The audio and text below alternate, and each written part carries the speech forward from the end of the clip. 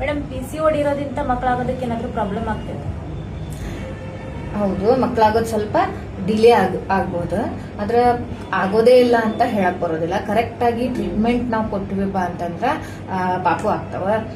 So ಈ PCOD ಯಾಕೆ ಪಾಪು ಲೇಟ್ ಆಗ್ತಾವ, ಮಕ್ಕಳು ಲೇಟ್ ಆಗ್ತಾವ ಅಂತಂದ್ರೆ ಒಂದೇದು ಆನೋವ್ಯುಲೇಟರಿ ಸೈಕಲ್ಸ್.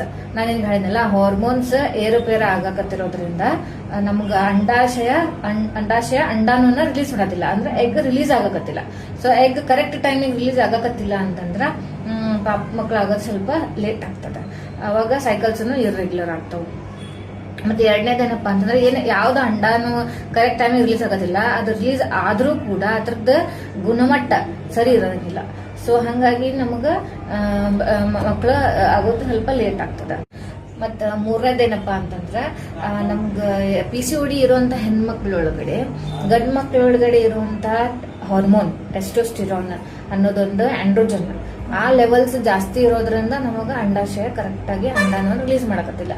ಹಂಗಾಗಿ ನಮಗ ಮಕ್ಕಳಾಗೋದು ಲೇಟ್ ಆಗ್ತೈತಿ. ಬಟ್ ಆಗೋದೇ ಇಲ್ಲ ಅಂತ ಏನು ಹೇಳಕ್ ಬರಂಗಿಲ್ಲ. ಅವರಿಗೆ ಕರೆಕ್ಟ್ ಆಗಿ ಲೈಫ್ ಸ್ಟೈಲ್ ಮಾಡಿಫಿಕೇಶನ್ಸ್, ಆಮೇಲೆ ಟ್ರೀಟ್ಮೆಂಟ್ ನಾವು ಕೊಟ್ಟಿವಪ್ಪ ಅಂತಂದ್ರೆ ಫಸ್ಟ್ ಒಂದೇ ಓವ್ಯುಲೇಷನ್ ಇಂಡಕ್ಷನ್ ಇಮಿಡಿಯೇಟ್ ಆಗಿ ಮಕ್ಕಳಾಗ್ಬೋದು. ಒಬ್ಬೊಬ್ರು IVF ಟ್ರೀಟ್ಮೆಂಟ್ ತನೂ ಹೋಗ್ಬೋದು. ಸೊ ನೀವು ಆದಷ್ಟು ಬೇಗ ಬಂದು ಟ್ರೀಟ್ಮೆಂಟ್ ತಗೊಂಡ್ರಪ್ಪ ಅಂತಂದ್ರೆ ಓವ್ಯುಲೇಷನ್ ಇಂಡಕ್ಷನ್ ಮಾಡಿಕೊಂಡು ಮಕ್ಕಳು ಮಾಡ್ಕೋಬಹುದು.